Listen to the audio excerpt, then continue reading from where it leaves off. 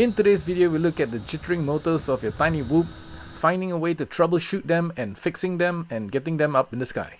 Stay tuned.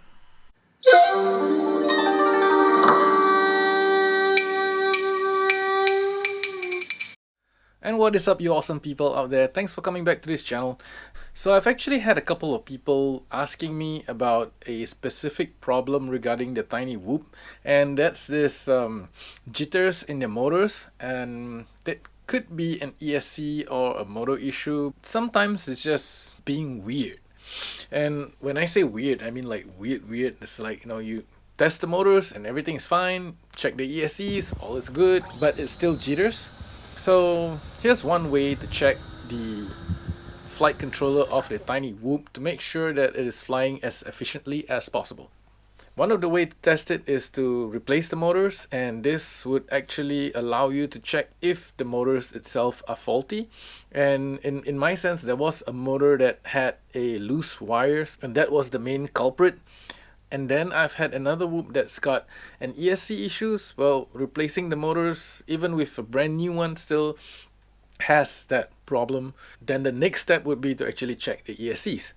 So upon checking the ESCs, realize that I've got a blown out MOSFET, and that's from the physical check by looking at the flight controller itself.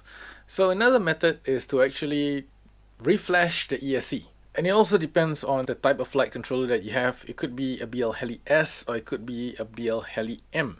So one other reason for the stuttering motors is the BlueJ firmware. If you're using BlueJ, and you have got to increase your minimum startup power to about 1105 and your maximum startup power to about as high as it can go. So in this sense, I am boosting this to about 1276. And this would actually fix the issue for your jittering motors. And all this affects the way the whoop works, and this is mainly for RPM filtering. Sometimes it could be as bad as a stator magnet coming off from the motor belt itself. So this is one of my whoop that has a loose magnet, which I couldn't glue it back in. So replacing the motor just made it so much better. Well, I hope you find that information useful. If you're liking this content, please do give a like and subscribe. Thank you all for watching, and see you guys again soon. Ciao.